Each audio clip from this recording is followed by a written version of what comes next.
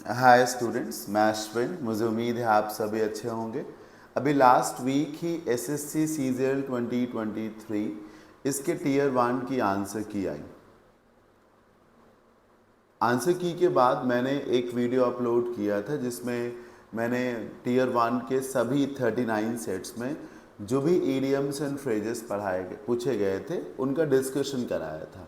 उसी सीरीज़ को कंटिन्यू करते हुए आज के सेशन में हम इन्हीं 39 सेट्स में जो सिनोनिम्स के क्वेश्चंस पूछे गए हैं उनका डिस्कशन करेंगे। हाँ, लेकिन हम सारे सिनोनिम्स को नहीं डिस्कस करेंगे। जो इम्पॉर्टेंट सिनोनिम्स के वर्ड्स पूछे गए थे हम उनको डिस्कस करेंगे। अब इम्पॉर्टेंट जो वर्ड्स थे वो चूज़ मैंने कैसे किए, दो तरीके से। एक, अगर किसी वर्ड का मीनिंग मुझे इम्पॉर्टेंट स्टैंडर्ड अच्छा लगा तो मैंने उसे चूज़ कर लिया है। और दूसरा, कुछ वर्ड्स के केस में मीनिंग तो उनका सिंपल लगता है, लेकिन जब ऑप्शंस को आप देखेंगे तो ऑप्शन में वहाँ दो ऑप्शन को देख के लगता है यार ये भी इसका आंसर हो सकता है, वो भी आंसर हो सकता है। मतलब जिनके ऑप्शंस में कंफ्यूजन है, नियर बाई ऑप्शंस जो हैं, जहाँ पर स्टूडेंट कई बार चूज़ नहीं कर पाता है कि which one is the right synonym. तो इस तरीके से हमने कुछ वर्ड्स चूज़ किए हैं आज की क्लास में। आइए सेशन को स्टार्ट करते हैं। आप में से जिन भी लोगों को मेरा English grammar vocab and comprehension का ऑनलाइन बैच लेना हो तो ये हमारा एप्लीकेशन है अश्विन क्लासेस लखनऊ। आप इसे प्ले स्टोर से डाउनलोड कर सकते हैं। ये हेल्पलाइन नंबर है, किसी भी कन्फ्यूज़न की स्थिति में आप इस पर व्हाट्सएप भी कर सकते हैं, कॉन्टैक्ट भी कर सकते हैं जी। तो जो टोटल सेट्स हुए हैं वो 39 हैं। टोटल सिनोनिम्स के जो क्वेश्चंस पूछे गए हैं वो 80 हैं और जिन सिनोनिम्स को हम डिस्कस करेंगे वो 26 हैं। आइए अब फाइनली हम क्लास को स्टार्ट करते हैं। और ये भी मैं आपको बता दूं कि हम ये जो टोटल में 80 क्वेश्चन सिनोनिम्स के पूछे गए हैं, आप इसका पीडीएफ डाउनलोड कर सकते हैं हमारे टेलीग्राम चैनल अश्विन क्लासेस से। एप्लीकेशन पे भी इसका पीडीएफ पड़ा हुआ है, वहाँ पीडीएफ नोट्स एक सेगमेंट होगा, वहाँ जाएंगे तो वहाँ से भी आप इसका ही नहीं और बहुत सारे जो एग्ज़ाम्स होते रहते हैं सबका ही प्रिंट फाइल मैं रेडी करवाता हूँ, वो आप वहाँ से डाउनलोड कर सकते हैं। तो 80 क्वेश्चंस पूछे गए हैं। मुझे उन 80 में से 26 क्वेश्चंस ऐसे लगे कि जो डिस्कस किए जाने चाहिए, तो मैं वो आपसे डिस्कस करूँगा। फर्स्ट क्वेश्चन देखिए। फर्स्ट वर्ड है इंसीडियस। इस वर्ड का मीनिंग जो है बहुत से स्टूडेंट्स को नहीं आता। पहली बात, इस वर्ड का मीनिंग होता है हिडन, ठीक, छिपकर। और दूसरा, इसमें हाइड करते हुए, चीज़ों को छिपाते हुए नुकसान पहुंचाया जाता है इंसीडियस तरीके से। जैसे दीवार में छेद किया गया, जो सेंधमार लोग थे उन्होंने चुपके से दीवार काटी, तो ऐसा करके वो चोरी ही तो करेंगे। तो किसी भी काम को अगर इंसीडियस वे में किया जाता है, इंसीडियसली किया जाता है, तो उसे चुपके से किया जाता है, सीक्रेट तरीके से किया जाता है। अब इसमें कोई भी वर्ड जो है वो सीक्रेट जैसा नहीं है, समझ रहे हैं ना। अब प्लीज़ इसमें आप सेफ या प्रोटेक्टेड मत लगाइएगा, क्योंकि आपको लगेगा कि अगर किसी काम को चुपके से किया जा रहा है तो सेफ होके किया जा रहा है कि कहीं पकड़ ना लिया जाए। नहीं, इंसीडियस तरीके से अगर कोई चीज़ होती है, और जो चीज़ें इंसीडियस हैं वो बहुत ही हार्मफुल हैं एक तरीके से, वो छिपी हुई तो हैं ही सर, सरप्टिशियस तो वो हैं ही सर, सीक्रेट तो वो हैं ही, लेकिन वो सीक्रेट से ज़्यादा जो हैं वो हार्मफुल हैं सर, आपको नुकसान पहुंचाएंगे। सीक्रेट हैं, स्टेल्थी हैं, सरप्टिशियस हैं। एक वर्ड क्लैंडस्टाइन होता है, ये सब इसके सिनोनिम है। लेकिन वास्तविक इसका मीनिंग है जो चीज़ें आपके लिए डेंजरस हैं, हार्मफुल हैं। आप गौर से देखिए, सिक्योर, सेफ, प्रोटेक्टेड, ये सब एक जैसा ही मीनिंग दे रहे हैं, तो इनमें से कोई आंसर क्यों होगा? हार्मफुल का ही मीनिंग थोड़ा सा अलग है। यहाँ से आप ट्रिक भी लगा सकते हैं, यही इसका आंसर हो जाएगा, राइट। इंसीडियस तरीके से कभी किसी की हेल्प नहीं की जाती, इंसीडियस तरीके से हमेशा किसी को चीट किया जाता है। तो जो चीज़ें हार्मफुल हैं, आपके अगेंस्ट हैं। Number 2, he was offered, space दिया है और मॉडरेट वर्ड है। अब आप सोचेंगे इस वर्ड को क्यों रखा गया, क्योंकि मॉडरेट तो एक सिंपल वर्ड है। बिल्कुल सही बात है, मॉडरेट का मीनिंग खास नहीं है, लेकिन ये जो ऑप्शंस हैं सस्टेनेबल, रिस्पेक्टेबल, रीजनेबल और कंसिडरेबल, इनमें आप फंस सकते हैं। उसको उसके बंगला के लिए मॉडरेट प्राइस ऑफर किया गया। अब मॉडरेट का मतलब होता है नॉट सो हाई, जो चीज़ ज़्यादा नहीं है, जो चीज़ एक्सट्रीम लेवल पे नहीं है, एवरेज जिसको कहा जा सकता है। जैसे कि मार्च अप्रैल के महीने में हल्की फुल्की गर्मी होती तो मॉडरेट कहा जाता है, ठीक है। वो क्लाइमेट कंडीशंस तब मॉडरेट हो जाती, हल्का फुल्का। जैसे किसी को फीवर है पर हल्का है तो मॉडरेट है, या रिलीफ मिला है किसी को बीमारी से तो भी हल्का मिला है तो मॉडरेट है। पेन हो रहा है आपको पर थोड़ा बहुत हो रहा है, ज़्यादा नहीं, बेरेबल है, हल्का फुल्का ही है, तो वो मॉडरेट है। अब आप समझिए सर, पहली बात सस्टेनेबल का मतलब होता है जो चीज़ें टिकाऊ हैं तो वो लॉन्ग लास्टिंग हो जाएगा। रिस्पेक्टेबल जो सामान से भरा हुआ है। इन दो वर्ड्स में आपको कन्फ्यूज़न होगा, क्योंकि रीजनेबल का मतलब भी होता है उचित और कंसिडरेबल का मतलब भी होता है ठीक ठाक। रीजनेबल का मतलब भी होता है उचित और कंसिडरेबल का मतलब भी होता है ठीक ठाक, लेकिन दोनों में डिफरेंस ये है कि रीजनेबल से थोड़ा सा ज़्यादा होता है कंसिडरेबल। जैसे कंसिडरेबल नंबर ऑफ स्टूडेंट्स वो present in the class, class में ठीक ठाक संख्या में बच्चे थे, मतलब बहुत कम और बहुत ज़्यादा भी नहीं, लेकिन सामान्य से थोड़ा सा ज़्यादा, सामान्य से थोड़ा सा ज़्यादा, मतलब रीजनेबल के कंपैरिजन में। ऐसे समझिए, अगर मॉडरेट में प्राइस ऑफर किया गया 4 लाख तो रीजनेबल 4 लाख में आ जाएगा, लेकिन कंसिडरेबल जो है 4.5 में चला जाएगा, 5 लाख में चला गया। रीजनेबल से थोड़ा सा ज़्यादा, ठीक ठाक, उसको कंसिडरेबल कहते हैं, इसीलिए नहीं आएगा।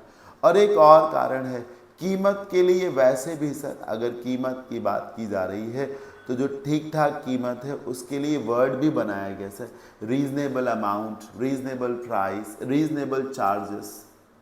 ज़्यादातर पैसे के लिए रीजनेबल रखा ही गया है।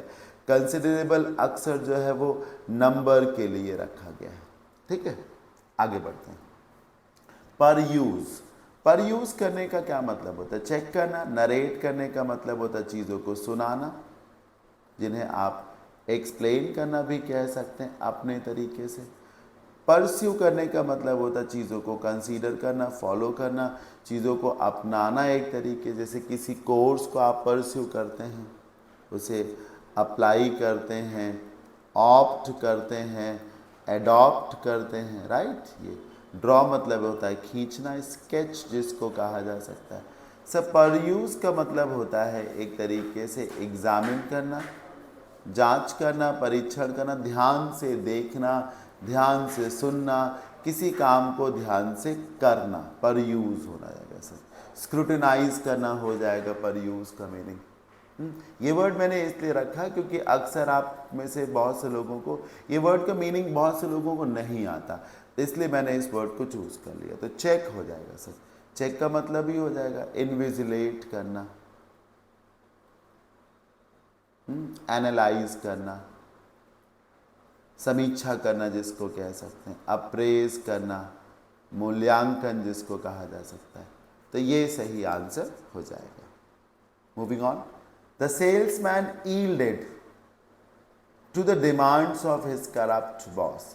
जो सेल्समैन था वो अपने भ्रष्ट बॉस के डिमांड्स के आगे घुटने टेक दिया। इस वर्ड को मैंने इसलिए रखा क्योंकि एक प्रॉपर्टी यील्ड की ये भी है कि यील्ड का मतलब उपज से भी होता है, तब ज़्यादातर इसे यील्ड्स बोलते हैं और ये एक नाउन है।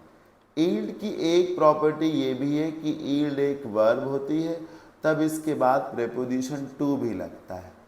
तो जो चीज़ मैं आपको दिखाना चाहता था कि यील्ड के साथ टू आता है। यील्ड का मतलब होता है घुटने टेक देना, सरेंडर कर देना, गिव अप कर देना, समझ रहे हैं, हार मान लेना, सकम्ब कर देना, कैपिचुलेट कर देना, ये सब इसका मीनिंग। अब सोचिए हाउंड, सर आप जानते नहीं, पता नहीं, हाउंड बोलते हैं शिकारी कुत्तों को। जो चीज़ें आपको हाउंड करती हैं वो चीज़ें आपको परेशान करती, तकलीफ पहुंचाती, पीछा करती हैं। सर एक वर्ड हॉन्ट आपने पढ़ा होगा, जो चीज़ें हॉन्ट करती हैं वो डराती हैं। वैसे ही हाउंड और हॉन्ट का मीनिंग ऑलमोस्ट सेम है। ट्रेंड आप जानते ही हैं, चलन को, कोट आप जानते ही हैं। कंसीड होगा सर, कंसीड का मतलब होता है अंतोगत्वा मान लेना, स्वीकार कर लेना, एडमिट कर लेना, एक्सेप्ट कर लेना। पहले मना करना, लेकिन बाद में जब आपको लगे कि कोई और चारा ही नहीं है तो फिर आपने कंसीड कर लिया। जैसे किसी मामले पर ऑपोजिशन चाहता है कि जेपीसी का गठन हो, तो शुरू में गवर्नमेंट ने मना किया, लेकिन जब गवर्नमेंट को ये रियलाइज़ हो गया कि there is no way out, तो फिर गवर्नमेंट ने कहा ठीक है हम कंसीड कर लेते हैं, हम जेपीसी का गठन कर देंगे। अक्सर कंसीड आप अपनी गलतियों के लिए करते हैं। पहले तो आप मना करते रहते, लेकिन बाद में आप जो है कह देते ठीक है मानने को तैयार हैं। जैसे मैनेजमेंट जो है लेबर यूनियन की डिमांड मानने लगे तो वो कंसीड करे, कुछ हद तक कंसीड में कन्फेस भी आ जाता है, तो मान लेना कंसीड हो जाएगा।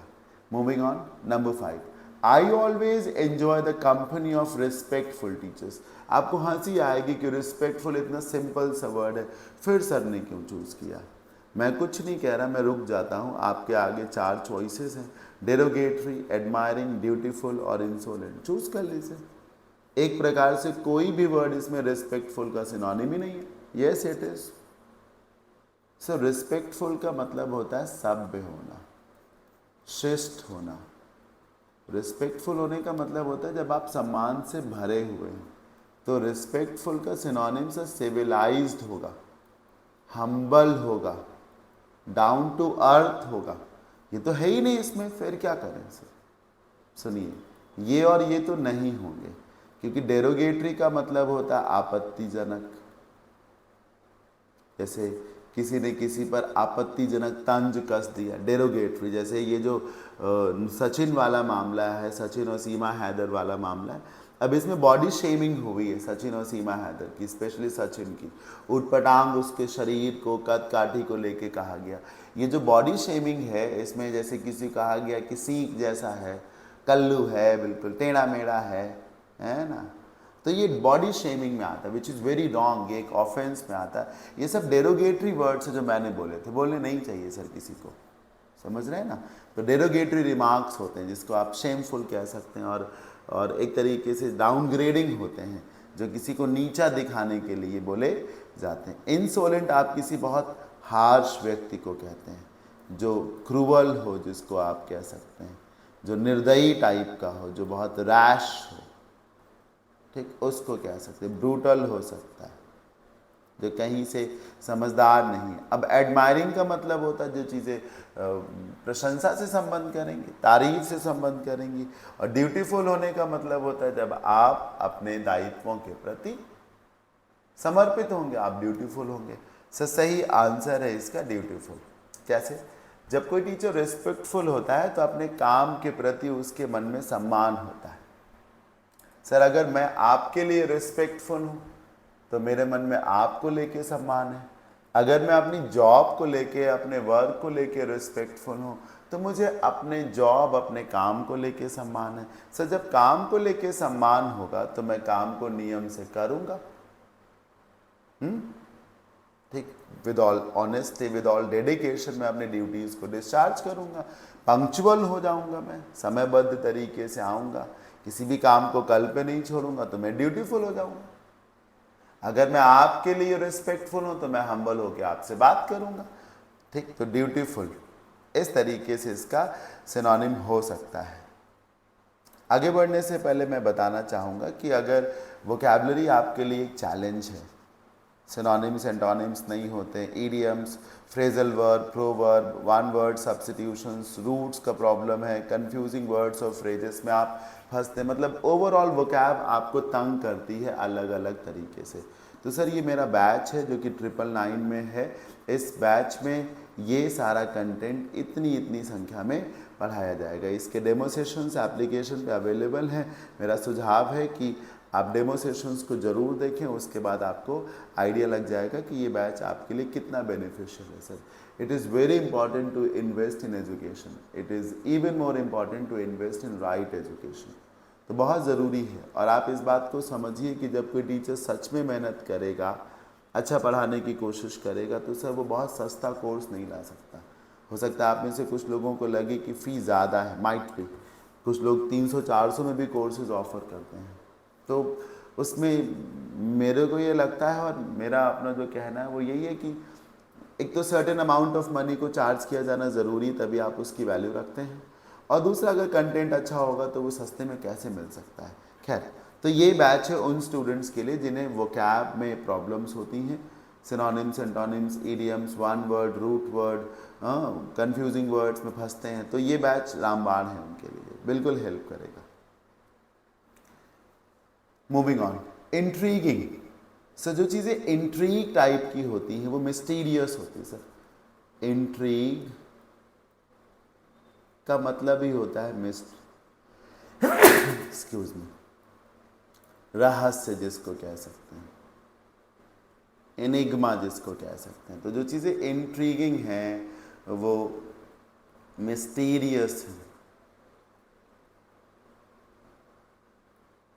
एनिग्मैटिक हैं, थोड़ा सा पजलिंग टाइप की हैं। ठीक, अब सोचिए, स्टनिंग, जो चीज़ें स्टनिंग परफॉर्मेंस होती है, शानदार जिसको कह सकते हैं, आउटस्टैंडिंग जिसको आप कह सकते हैं, जो चीज़ आपको स्तब्ध कर दे। ग्लोरीफाइंग का मतलब होता है कि जो चीज़ें बढ़ा चढ़ा के पेश की जाए, जिसमें आप तारीफ कर रहे हो, जिसको आप मैग्नीफाइंग भी कह सकते हैं। रैविशिंग, रैविशिंग का मतलब भी होता है शानदार, आकर्षक जिसको कह सकते हैं, अट्रैक्टिव जिसको कह सकते हैं। सर ये होगा इंटरेस्टिंग, मज़ेदार। अब आप गौर करिए, जो चीज़ें रहस्यात्मक होती हैं, पजल को करने में बड़ा मज़ा आता है। सर रहस्य को जानने में बड़ी दिलचस्पी लोग लेते हैं। रहस्य अपने आप में है ही इंटरेस्टिंग। सर जो चीज़ें रहस्यात्मक है तो इंटरेस्टिंग तो हो ही जानी है सर, फैसिनेटिंग तो उसको हो ही जाना है। कोई ऐसा रहस्य है जिस पर से आप पर्दा नहीं हटाना चाहते हैं? भले पर्दा पड़ा हुआ आप हटा ना पा रहे हो, पर क्या कोई ऐसा रहस्य है जिस पर से आप पर्दा हटाना नहीं चाहते? या कोई एक ऐसा रहस्य जिसके बारे में आप जानना नहीं चाहते? ऐसा नहीं है ना सर, ऐसा नहीं है ना। तो फिर तो वो हो ही जाना है सर इंटरेस्टिंग। अब देखिए, मूविंग ऑन, रैविशिंग को याद रखिएगा सर, शानदार, बेहतरीन, attractive. The company was engaged in spurious trade practices, मतलब कंपनी जो है शामिल थी ट्रेड प्रैक्टिसेस, मतलब व्यापार के तौर तरीकों में। और वो तौर तरीके कैसे थे? स्प्यूरियस थे। स्प्यूरियस का संबंध सर जालसाजी से होता है। जब आप हेरा फेरी कर रहे हो, जो तरीके स्प्यूरियस होते हैं उनमें फ्रॉड छिपा हुआ होता है। ठीक है, फेक होते हैं वो, मतलब धोखाधड़ी से संबंधित होते हैं। अब आप समझिए, स्पेशियस का मतलब तो होता है जहाँ पर जगह है। जानते हैं ये वर्ड क्यों रखा गया? मेरे हिसाब से जब आप कंफ्यूजिंग पेयर्स पढ़ते हैं तो उसमें एक ये भी स्पेशियस पढ़ाया जाता है।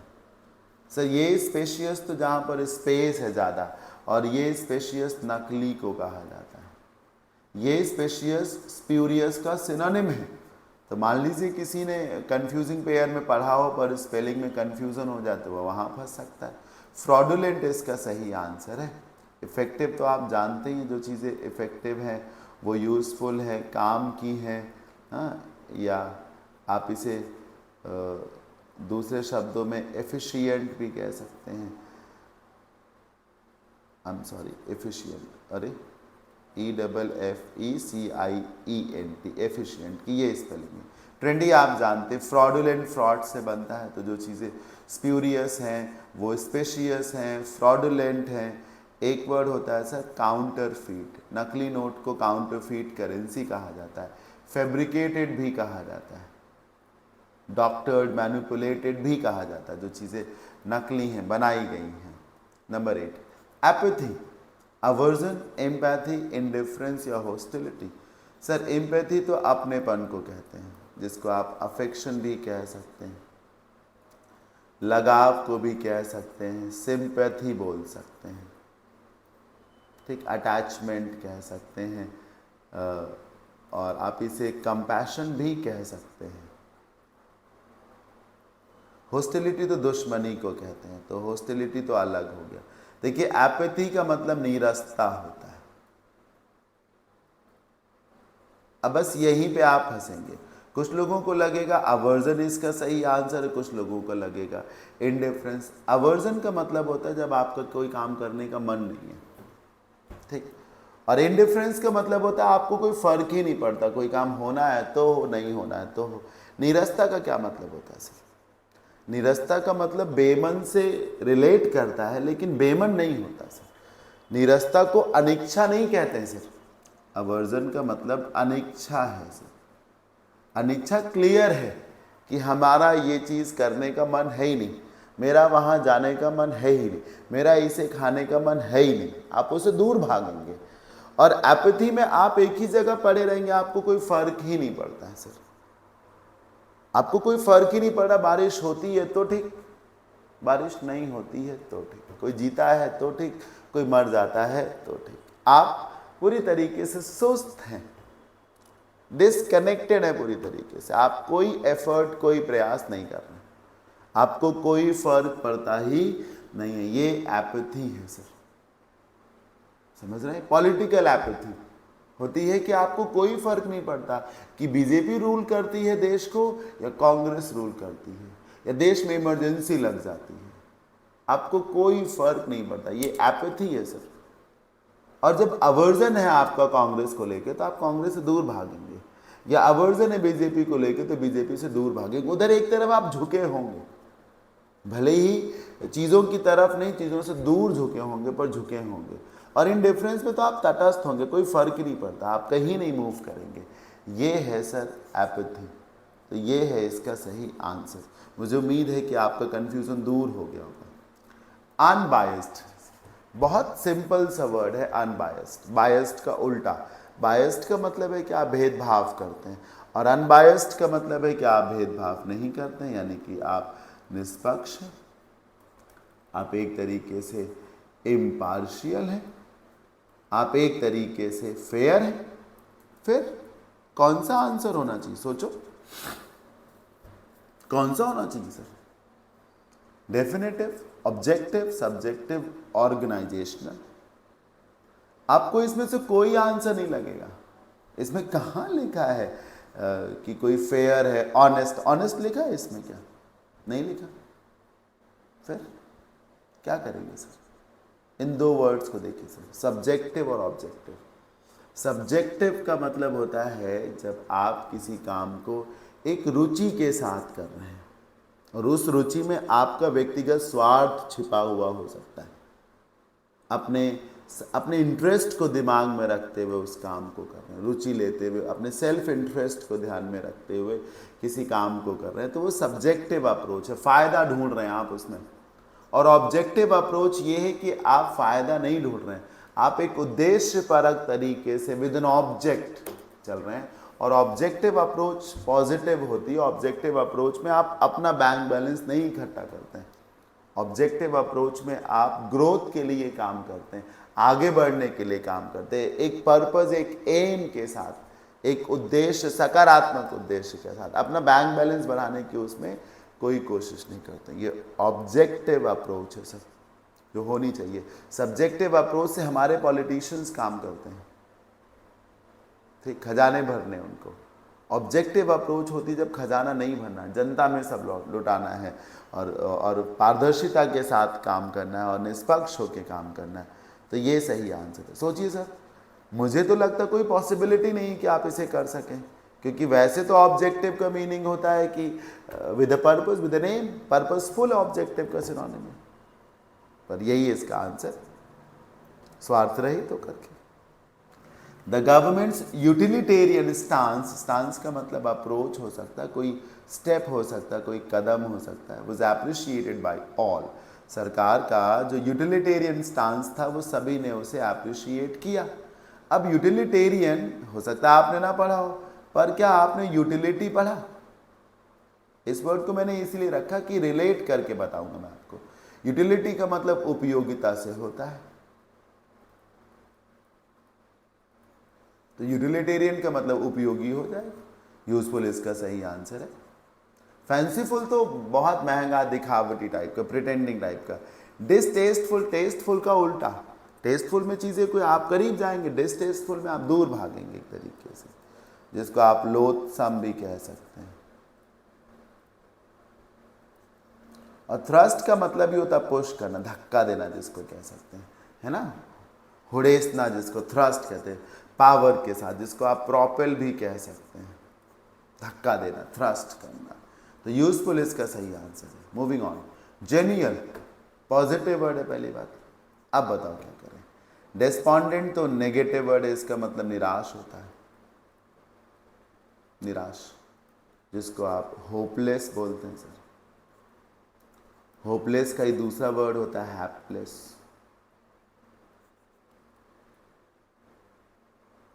हैपलेस, HAPLESS, ठीक। इसको मेलनकॉलिक भी कहा जाता है, इसको डिसमेड भी कहते हैं लोग, डेस्पेयर्ड भी कहते हैं, उदास, ग्लूमी भी कह सकते हैं आप इसे। पॉजिटिव, ऑप्टिमिस्टिक और चीयरफुल। थोड़ा सा गौर से देखिए तो ऑप्टिमिस्टिक और पॉजिटिव तो एक जैसे ही है। पॉजिटिव सकारात्मक, ऑप्टिमिस्टिक भी सकारात्मक। जेनियल का मतलब सकारात्मक नहीं होता सर, जेनियल का मतलब होता है खुश, फ्रेंडली टाइप का, अफेबल टाइप का, मिलनसार टाइप का, जिसको आप हंसमुख कहते हैं। सकारात्मक नकारात्मक से थोड़ा सा अलग है, जो जॉली नेचर का है, जो मजाकिया स्वभाव का है, जो खुश मिजाजी स्वभाव का है। तो चीयरफुल सर इसका सही आंसर होगा, जिसको आप जॉली कहेंगे, जोवियल कहेंगे, आप इसे लाइवली भी कह सकते हैं, ऊर्जा से, उत्साह से, खुशी से भरा हुआ जिसको कहा जा सकता है। ठीक है बंधुओं, तो चीयरफुल इसका सही आंसर होगा। ऑप्टिमिस्टिक या पॉजिटिव नहीं, ये दोनों रिलेटेड वर्ड जरूर हैं इसके। आप गूगल पे सिनोनिम ढूंढोगे जेनियल के तो पहले नहीं मिलेंगे, लेकिन थोड़ा आगे बढ़ने पर मिल जाएंगे इसके ये सिनोनिम, बिल्कुल मिल सकते हैं। Moving on. एब्जॉर्ब, आप करिए सर, मैं रुका हूं थोड़ा सा मैं रुक गया हूं, आप करिए सर। एब्जॉर्ब का मतलब सोखने से होता है। जब आप किसी चीज को सोख लेते हैं या कोई चीज किसी चीज को सोख लेगी तो वो उसका हिस्सा हो जाएगी, वो उसी में हो जाएगा, उसी में मस्त हो जाएगा, लिप्त हो जाएगा, तल्लीन हो जाएगा। तो एब्जॉर्ब का मतलब लिप्त होने से है, तल्लीन होने से है। ये दो वर्ड है सर, आप गूगल करिएगा। सोख तो आप जानते ही हैं, प्री ऑक्युपाइड भी एक वर्ड होता है। प्री ऑक्युपाइड में भी आप तल्लीन होते हैं, लिप्त होते हैं, ऑब्सेस्ड होते हैं। तो क्या करें सर, रिप्लेस तो अलग हो गया, रिस्टोर, चीज़ों को सही कर देना फिर से। ध्यान से समझिएगा सर, एब्जॉर्ब का वास्तविक मीनिंग होता है कि कुछ पड़ा हुआ है सरफेस पे, पानी है, कोई लिक्विड है, तो उसको खींच लिया, सोख लिया। सोख का भी यही मतलब होता है कि उस चीज को खींच लिया, अपने अंदर कर लिया। प्री ऑक्युपाइड में भी आप किसी चीज का हिस्सा है, वो चीज आप पर हावी है, भारी है, पर वो लिक्विड टाइप से नहीं होगा। प्री ऑक्युपाइड विद थॉट्स हो सकते हैं आप। प्री ऑक्युपाइड एक नेगेटिव वर्ड होता है सर। प्री ऑक्युपाइड है आप सत्ता को लेकर के, कि हमको सत्ता में जाना ही जाना है सर, ऑब्सेस्ड हैं आप एक तरीके से, समझ रहे हैं आप। तो प्री ऑक्युपाइड इस वजह से थोड़ा सा अलग हो जाता है। लिक्विड को खींचने के लिए एब्जॉर्ब या सोक आएगा।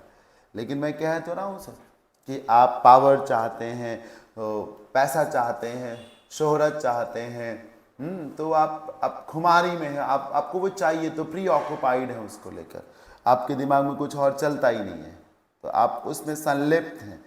तो ऑब्सेस्ड जिसको कहा जा सकता है। ठीक, तो ये इसीलिए नहीं होगा। अगर शोक ना होता तो फिर हम उसको सोच सकते थे, लेकिन ऐसे यही होगा। 13, ये एक पैराग्राफ टाइप से है जिसमें इनएविटेबल वर्ड को अंडरलाइन किया गया और आपसे कहा जा रहा है कि इसका सिनोनिम बताइए। मान लेते हैं थोड़ी देर के लिए कि इनएविटेबल का मीनिंग आप नहीं जानते, पर थोड़ा सा पैराग्राफ पढ़िए, खासतौर पे एंड के बाद अर्जेंट ग्लोबल चैलेंज। तो जब एंड के बाद अर्जेंट लिखा है तो इनएविटेबल भी इसी के जैसा होगा सर। जो चीज़ अर्जेंट है वो ज़रूरी है, इनएविटेबल भी जो चीज़ ज़रूरी है उसको कहते हैं। इनएविटेबल जिसे इग्नोर नहीं किया जा सकता, जिसे किनारे नहीं कर सकते। वास्तविक मीनिंग तो इसका ये है कि जिसे आप टाल नहीं सकते, जिसे आप अवॉइड नहीं कर सकते, जो चीज़ अनअवॉइडेबल है। क्या है सर?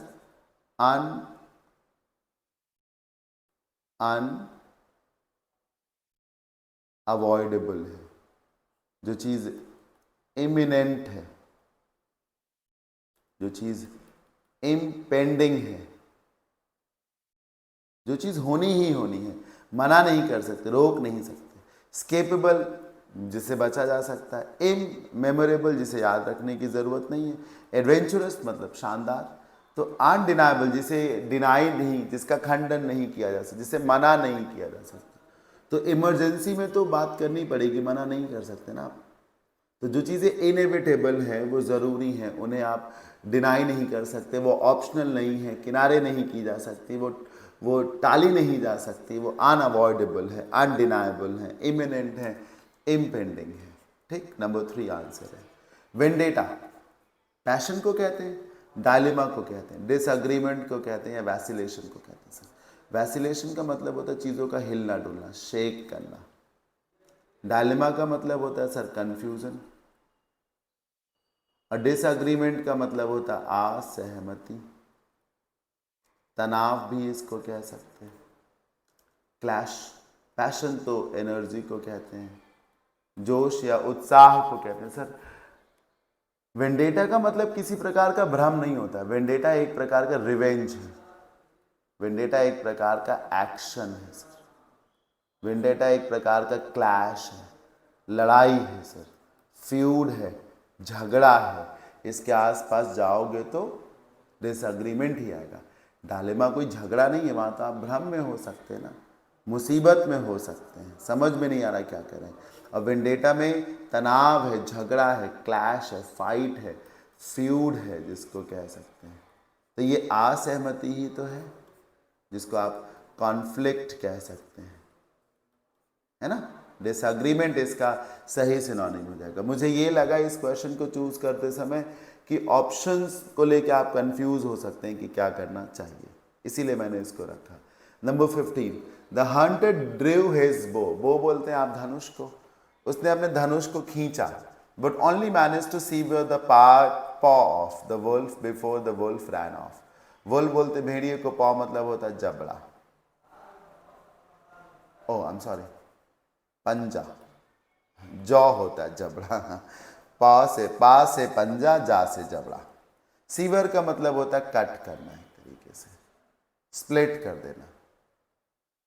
ठीक, हुआ ये कि वो सिर्फ जो है उसके पंजे को काट सका, वो भाग गया सर। तो ज्वाइन क्यों होगा? बाइंड बांधना हो जाएगा, मिक्स मिलाना, बुद्धि लगाओ तो ये सारे वर्ड्स एक दूसरे से रिलेट कर रहे हैं। ज्वाइन मिलाना, मिक्स मिलाना, बाइंड बांधना, मिला देना, रैमिफाई होगा सर। रैमिफाई का मतलब ही होता है कट इनटू पीसेस। मैंने ये वर्ड इसलिए रखा कि आप अगर नहीं जानते हैं कि सीवर का क्या मीनिंग है, आप रैमिफाई का मीनिंग नहीं जानते हैं, फिर भी इन तीनों का मीनिंग एक जैसा है, तो इनमें से किसी को कैसे चूज कर सकते हैं। रूल ऑफ एलिमिनेशन जितना बढ़िया आप अप्लाई कर सकेंगे उतना बढ़िया रहेगा आपके लिए। She had the timidity to call her teacher a liar. उसने अपने टीचर को झूठा कहने की हिम्मत दिखाई, उसने अपने टीचर को झूठा कहने की हिम्मत दिखाई, यानी इतना साहस उसमें था, इतना साहस उसमें आया। वैसे तो टिमिडिटी अक्सर जो है दुस्साहस को कहते हैं, अक्सर टिमिडिटी मतलब दुस्साहस को कहते हैं, जिसे आप इफ्रंटरी भी कहते हैं, समझ रहे हैं ना, इफ्रंटरी। हाँ, दुस्साहस को, इसे आप दूसरे शब्दों में इम्प्यूडेंस भी कहते हैं। ढिठाई जिसको नहीं कहा जाता, ढिठाई, दुस्साहस। तो she had the timidity to call her teacher a liar, तो उसने ये दुस्साहस किया या उसने ये हिम्मत दिखाई जिसको कहा जा सकता है, राइट। अब देखिए सर, टेडियस का मतलब होता है जो भी काम बहुत बोरिंग हो उसे टेडियस जॉब कहते हैं। Tedious, boring, monotonous. टेसिटर्न का मतलब होता है संक्षेप में, जो व्यक्ति कम बोलता है वो टेसिटर्न है, जिसे आप लैकॉनिक भी कहते हैं सर, और रेटिसेंट भी कहते हैं, जिसे आप रिजर्व्ड भी कहते हैं। ट्रेंचैंड तो मेरे हिसाब से शायद कॉन्फिडेंट को बोलते हैं, आई एम नॉट 100% श्योर, आप इसको चेक कर लीजिएगा, राइट। हाँ, चेक कर लीजिएगा। तो you got the answer, impudence होगा, टिमिडिटी, जिसे आप ऑडेसिटी भी कह सकते हैं सर। कहने को आप इसे टेनेसिटी भी कह सकते हैं, दृढ़ता, मजबूती, लेकिन इसको यूज यहाँ नेगेटिव कॉन्टेक्स्ट में किया गया है, ठीक है ना, नेगेटिव कॉन्टेक्स्ट में यूज किया गया, इस बात का ध्यान रखें आप। अब देखिए 17, the crowd cheered the cricketer. Crowd ने क्या किया, क्रिकेटर को चीयर किया। क्राउड ने क्या किया सर, क्रिकेटर को चीयर किया। अब जब क्राउड ने क्रिकेटर को चीयर किया तो क्या किया, क्राउड ने क्रिकेटर को अपनी ओर खींचा, अट्रैक्ट किया, या क्राउड ने क्रिकेटर को इनकरेज किया, बढ़ावा दिया, या ड्रॉप तो किया नहीं सर, डिस्ट्रैक्ट भी किया नहीं सर, ये तो होना नहीं चाहिए। अब आप में से बहुत से लोग कंफ्यूज होंगे कि डिस्ट्रैक्टेड, अट्रैक्टेड एक दूसरे के ऑपोजिट है। डिस्ट्रैक्टेड होगा नहीं, इसका मतलब अट्रैक्टेड होगा। जबकि किसी को चीयर करने का मतलब होता है शाबाश, मतलब चीयर करने का मतलब होता है कि आप उसे बढ़ावा दे रहे हैं। जैसे मैदान में पहले सचिन तेंदुलकर साहब पहुंचते थे तो पूरा मैदान बोलता था सचिन सचिन सचिन सचिन। ये क्या है, चीयर करना। चीयर करके आप पुश करते हैं सर, इनकरेज करते हैं, बढ़ावा देते हैं सर, एनर्जाइज करते हैं, है ना, एनर्जाइज करते हैं, इनकरेज करते हैं, गिव स्ट्रेंथ, मोटिवेट करते हैं एक तरीके से। तो चीयर का सही सिनोनिम अट्रैक्ट नहीं है सर, चीयर का सही सिनोनिम है क्या, चीयर का सही सिनोनिम है इनकरेज करना, पुश करना, बढ़ावा देना जिसको कहा जाता है। अब देखिए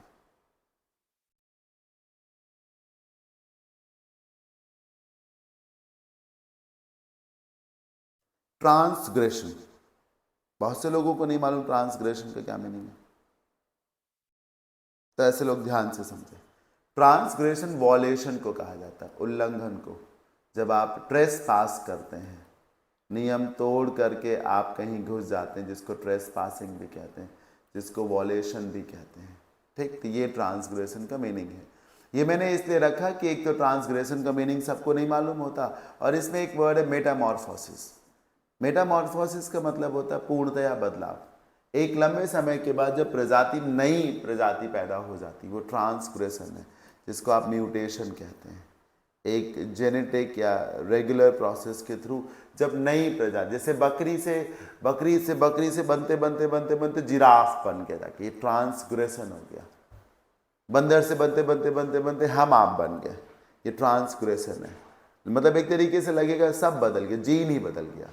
वर्च्यू तो क्वालिटी को कहा जाता है, गुण को वर्च्यू कहा जाता है, गुण को वर्च्यू कहा जाता है, ठीक है। अब देख लीजिए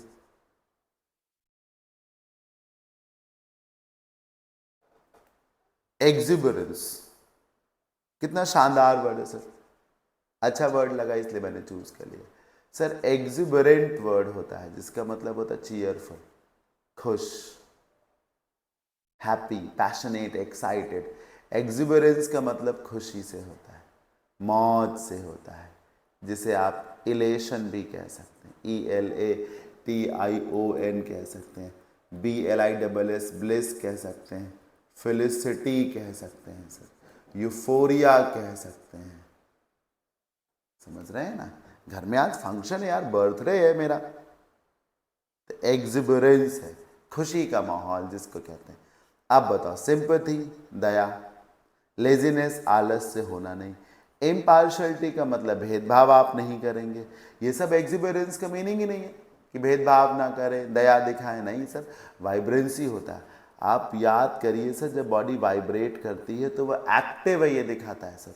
फोन वाइब्रेट करता है तो जिंदा है, मर नहीं गया है सर, स्विच ऑफ नहीं है, खराब नहीं हो गया। तो वाइब्रेट होने का करने का मतलब होता है एक्टिव होना। सर एक वर्ड याद कर लीजिए, वाइब्रेंट होने का मतलब होता है आप बहुत पैशनेट है, बहुत एक्टिव है, बहुत तेजी से आगे बढ़ रहे हैं।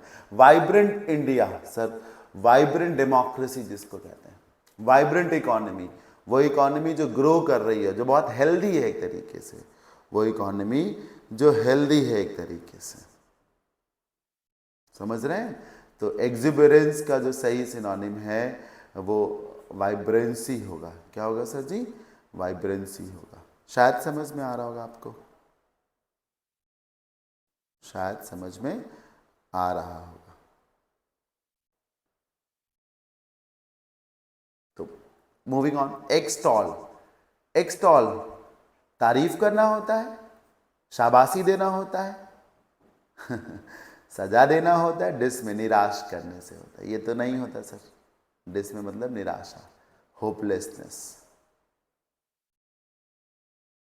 ठीक, पनिश सजा देना भी नहीं होता, तारीफ के आसपास जाता है एक्सटॉल वर्ड। अब सोचो, नियर बाई ऑप्शंस हैं ये, प्रेज भी तारीफ करने के लिए है, रिवॉर्ड भी तारीफ करने के लिए।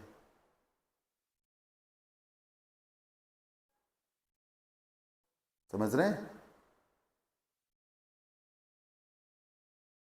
अब लेकिन क्या होना चाहिए सोचिए सर। एक्सटॉल का मतलब किसी की सराहना इस प्रकार से नहीं कि किसी ने कुछ अच्छा किया है तो बदले में आप उसको कुछ सम्मानित कर रहे। रिवॉर्ड एक प्रकार से सम्मान के तौर पे भी देखा जाता है। एक्सटॉल में सिर्फ आप तारीफ करते हैं।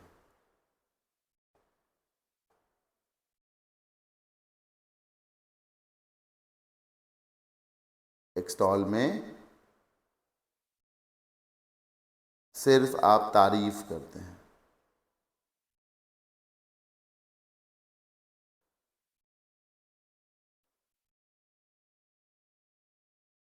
तो सोचिए क्या होना चाहिए सर। प्रेज हो जाएगा सर, रिवॉर्ड नहीं होगा।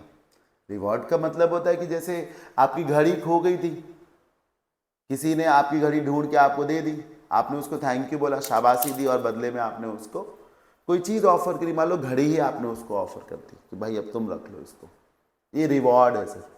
हाँ, समझ रहे हैं ना? जैसे कि किसी ने डूबते हुए बच्चे को बचा लिया, डूबते हुए बच्चे को जब बचा लिया तो गवर्नमेंट ने उसको जो प्रशस्ति पत्र दिया। वो कोई स्कूल की एजुकेशन उसकी फ्री कर दी, स्कॉलरशिप दी, ये रिवॉर्ड है सर, रिवॉर्ड है। तो एक्सटॉल का मतलब सिर्फ तारीफ करना है सर। समझ रहे हैं आप? सिर्फ तारीफ, जिसको आप स्टीम बोल सकते हैं। और प्रेज तो बोल ही सकते हैं आप। ये हो जाएगा। The hot sun enervated the labourer to the extent that he collapsed. Labourer श्रमिक को बोलते हैं, एक्सटेंट मतलब इस हद तक, दैट ही कोलैप्स्ड कि वो गिर गया बेहोश होकर के। जब आप कोलैप्स करते तो एक ही जगह पे गिर जाते हैं बेहोश होकर। तो अब आप समझो सर, तपती धूप ने उस लेबर को क्या किया होगा? ऊर्जा दे दी होगी, एनर्जाइज तो नहीं किया होगा एलिवेट टॉप पे पहुंचा दिया होगा। एलिवेटर होते सर लिफ्ट जिनको कहते हैं, टॉप पे ले जाने के लिए। तो फिर ये तो नहीं होगा, उसने उसकी जान ले ली होगी सर। तपती धूप ने उसको निचोड़ दिया होगा। अब निचोड़ने के लिए एलिविएट आएगा या वीकेन आएगा? सर वीकेन का मतलब भी कम कर देना होता है, एलिविएट मतलब भी कम कर देना होता है, पर एलिविएट पॉजिटिव वर्ड है, सही आंसर है वीकेन। क्योंकि एलिविएट का मतलब होता है किसी की तकलीफ को कम कर देना, और जब तकलीफ को कम करते हैं तो एक तरीके से तकलीफ में सुधार लाते हैं, तो इम्प्रूव करते हैं, समस्याओं को ख़त्म कर देते हैं, मिटिगेट कर देते हैं सर, समझ रहे हैं ना, हाँ, चीज़ों को बेहतर कर देते हैं, तो ये हो जाएगा इम्प्रूव या मिटिगेट, ये एलिविएट। आपको तो चाहिए ना कि वो थका दिया, तो वो वीकेन हो जाएगा, जिसे आप इमेसिएट भी कह सकते हैं, ये हो जाएगा सही answer. 22, the department of educational policy is committed to the study of educational policy. Committed होने का क्या मतलब होता है? एफिलिएटेड होना, डेडिकेटेड होना, इंक्लाइंड होना या आपैथेटिक होना। पीछे एक वर्ड आपने आपैथी पढ़ा, जिसका मतलब है नीरसता, कोई मन नहीं, ये वही उसी एपैथी से बनता हुआ एपैथेटिक है, नीरस जिसको कहते हैं। तो ये तो होगा नहीं, नीरस होने का मतलब है आप अनकंसर्न्ड है, कोई फर्क ही नहीं पड़ता, छोड़ो, ठीक, हाँ, जिए तो जिए, मरे तो मरे। डेडिकेटेड समर्पित, इंक्लाइंड भी समर्पित होता है, झुका हुआ, आप इंक्लाइंड है किसी और, झुके हुए, लगाव है आपको, डेडिकेटेड में भी आप झुके हुए, लगाव है आपको। एफिलिएटेड, जुड़े हुए हैं, संबद्ध हैं, जिसको आप एसोसिएटेड कहते हैं। सर एसोसिएटेड तो ना रखिए, हालांकि ये ऑपोजिट नहीं है सर, लेकिन ये तो अलग कर दीजिए। अब बताओ क्या करेंगे, इंक्लाइंड या डेडिकेटेड? सर डेडिकेटेड करेंगे, समर्पित इसको कहा जाता है। कमिटेड होने का मतलब भी समर्पित होना ही होता है, इसका मतलब भी समर्पित ही होता है, डिवोटेड होगा सर। इंक्लाइंड का मतलब इच्छुक से होता है, झुका हुआ, विलिंग जिसको कह सकते हैं, किसी तरफ आप झुके हुए। लगाव भी इंक्लाइंड में सर एक अटैचमेंट भी आ जाता है, लगाव आ जाता है, और कमिटेड में लगाव नहीं आता, वो ड्यूटी का पार्ट होता है सर, समझ रहे हैं ना, वो ड्यूटी का पार्ट होता है, डेडिकेशन का पार्ट होता है, तो आप समर्पित होते हैं। इंक्लाइंड में तो मन है, कुछ खाने का भी मन है तो आप इंक्लाइंड बोल सकते हैं, ठीक है, किसी से दोस्ती करने का मन है तब भी आप इंक्लाइंड बोल सकते हैं। लेकिन कमिटेड आप तब बोलते हैं जब आप कहते हैं कि मैं वादा निभाऊंगा सर, हाँ, साथ देने को लेकर के आप कहते हैं कि आप कमिटेड हो जाते हैं फिर, राइट। तो सही आंसर है ऑप्शन नंबर 2। Number 3, predicament. ये वर्ड अनसर्टेन है, मतलब इसको लोग कम पढ़ते हैं, इसीलिए मैंने इस वर्ड को शामिल कर लिया। प्रेडिकामेंट का मतलब क्या होता है? प्रेडिकामेंट का मतलब होता है अनिश्चितता। क्या होता है सर? अनिश्चितता, ये है प्रेडिकामेंट का मीनिंग। अनसर्टेनिटी जिसको कहा जा सकता है, समझ में नहीं आ रहा कि क्या किया जाए। अब बताओ सर, ब्लेसिंग तो दुआ को कहेंगे, ईज इजी से बनता है, सरलता को कह देंगे, सोल्यूशन समाधान। ये प्रेडिकामेंट का उल्टा है, क्योंकि प्रेडिकामेंट का मतलब उलझन है, डायलेमा है सर, फिक्स है।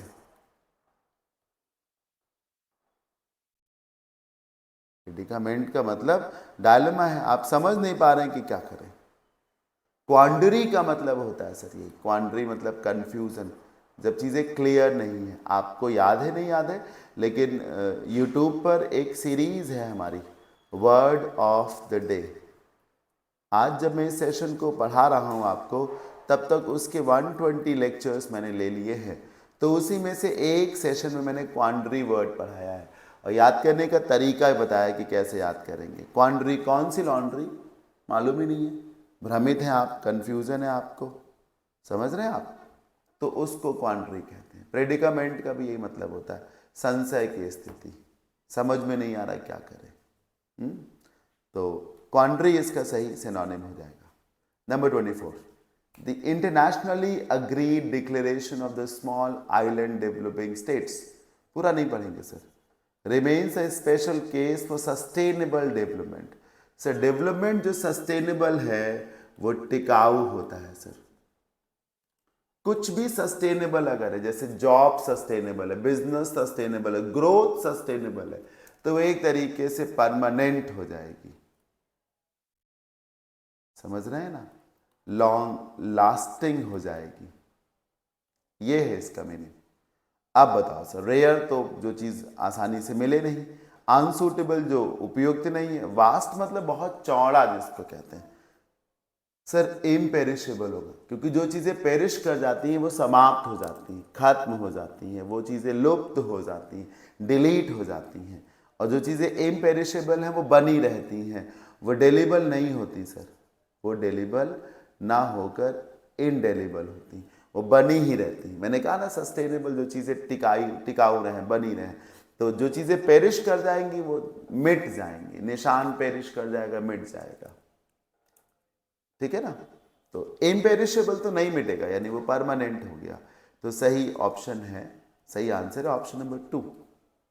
अगर ये सेशन आपको अच्छा लग रहा हो तो एक ही गुजारिश है सर कि वीडियो को लाइक करिएगा, एक थैंक यू सर का मैसेज ड्रॉप कर दीजिएगा, और अच्छा लगे तो अपने फ्रेंड्स पे शेयर भी कर दीजिएगा। This is credible information provided by the informer.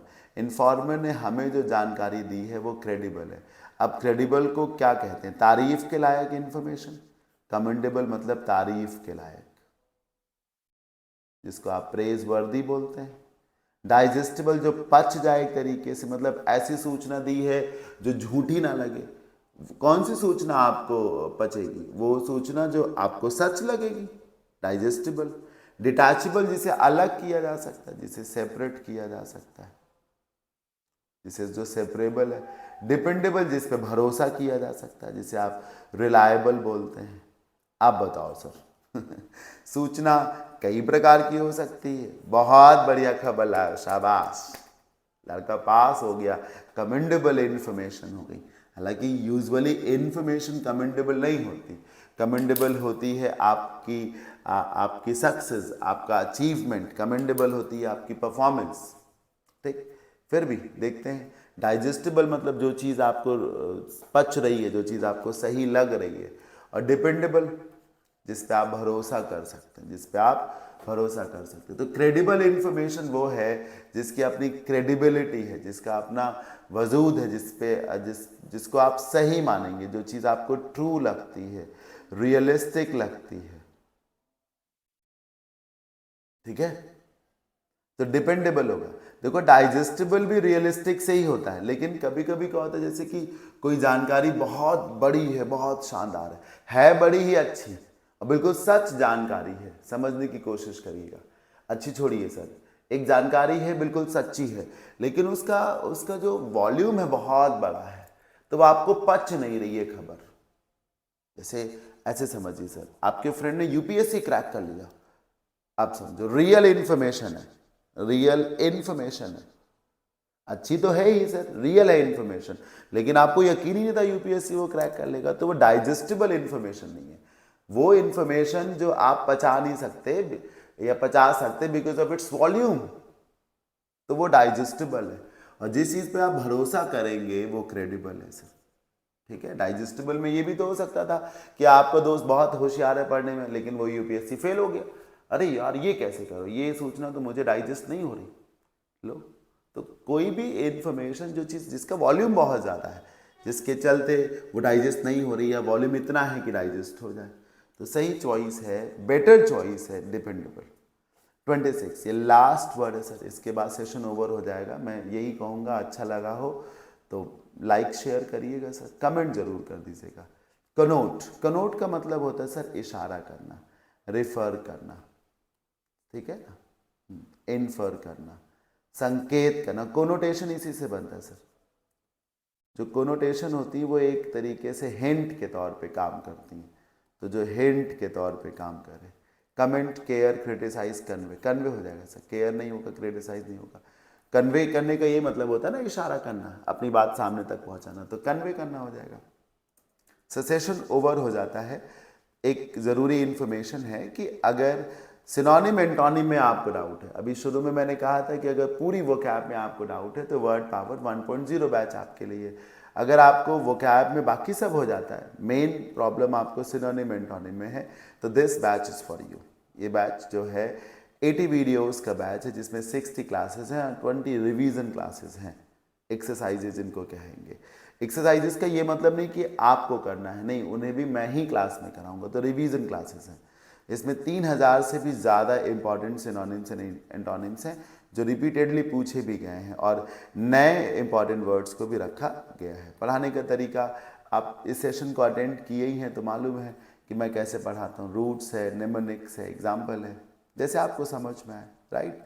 Validity इसकी 1 ईयर है और कोर्स को कंप्लीट होने करने की जो ड्यूरेशन है वो है जस्ट 3 मंथ्स। 3 मंथ्स में ये 80 वीडियोस आपके कंप्लीट हो जाएंगे। बाकी जो 9 मंथ्स हैं उसमें आप 10 बार इसका रिवीजन करिए। और फिर से वही बात कि अगर आपको पूरी वोकैब में प्रॉब्लम है तो सिनोनिम एंटोनिम का बैच भी इसमें इंक्लूडेड है और बाकी चीज़ें भी इंक्लूडेड है। ये बैच 999 में है, ठीक। इसकी भी वैलिडिटी जो है 1 ईयर है और ये कॉन्टैक्ट नंबर है, ये एप्लीकेशन है। कोई भी कन्फ्यूज़न हो आप इस पर कॉन्टैक्ट कर लीजिए। सेशन ओवर हो जाता है। आप में से जिन लोगों को ऑफलाइन क्लासेस करनी है मुझसे, तो मैं आलमबाग लखनऊ में फिनिक्स मॉल के पास पढ़ाता हूँ। ये कॉन्टैक्ट नंबर है, आप इस पर कॉन्टैक्ट करके आ सकते हैं। कोई भी एग्ज़ाम आपको देना हो जिसमें इंग्लिश आती है, SSC हो, बैंक हो, CDS हो, FCAT हो, CPF हो, CPO, स्टेनो हो, कोई भी एग्ज़ाम जिसमें इंग्लिश आती है, स्टेट का कोई एग्ज़ाम हो, हाई कोर्ट है ना, इलेक्ट्रिसिटी डिपार्टमेंट के एग्ज़ाम से कोई भी एग्ज़ाम हो जिसमें इंग्लिश आती है, तो आप बिल्कुल कोशिश कर सकते हैं, बिल्कुल पढ़ने आ सकते हैं। तो ठीक है, सेशन को ओवर कर देते हैं। सिनोनिम की क्लास हो गई, 1-2 दिन बाद जो है एंटोनिम का सेशन भी अपलोड कर दिया जाएगा। Thank you so much. मिलते हैं नेक्स्ट सेशन में और हाँ, कमेंट ज़रूर करके बताइएगा। Thank you.